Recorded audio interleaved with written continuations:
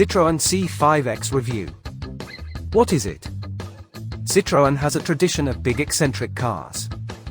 For all of their unique attractions, none of them has been without irritation. So none of them have been big sellers.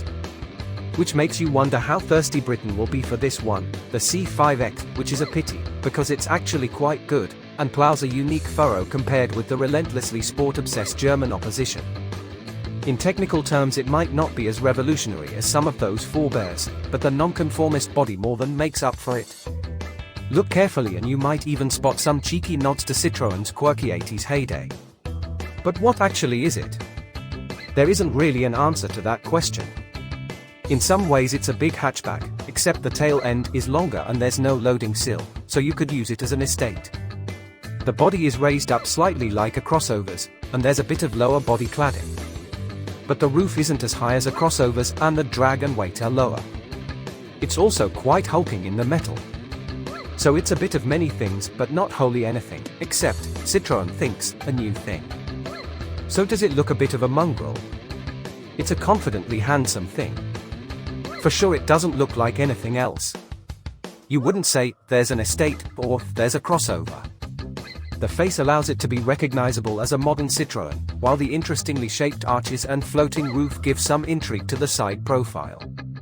The rear end gets more LED lights and no fewer than 2 spoilers.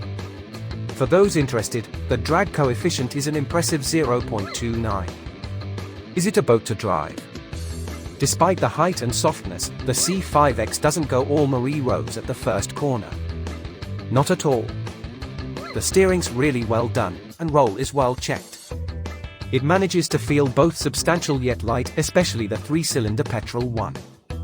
Whatever you look for in your car, Citroen is to be applauded for offering something a bit different, and we like how the C5X quite overtly focuses on comfort, and does it well. It encourages you to be smooth and progressive with your driving to get the best out of the setup. And of course the powertrains are pretty critical to the experience here. There are 2 petrol engines, one with 128 brake horsepower and one with 178 brake horsepower, both exclusively available with 8-speed auto gearboxes. They are straightforward and pleasant enough, and they let you bowl down a B-road pleasantly enough. There's also a plug-in hybrid, which does miracles for fuel economy on short trips and big tacks, and gives you lovely silent urban electric running.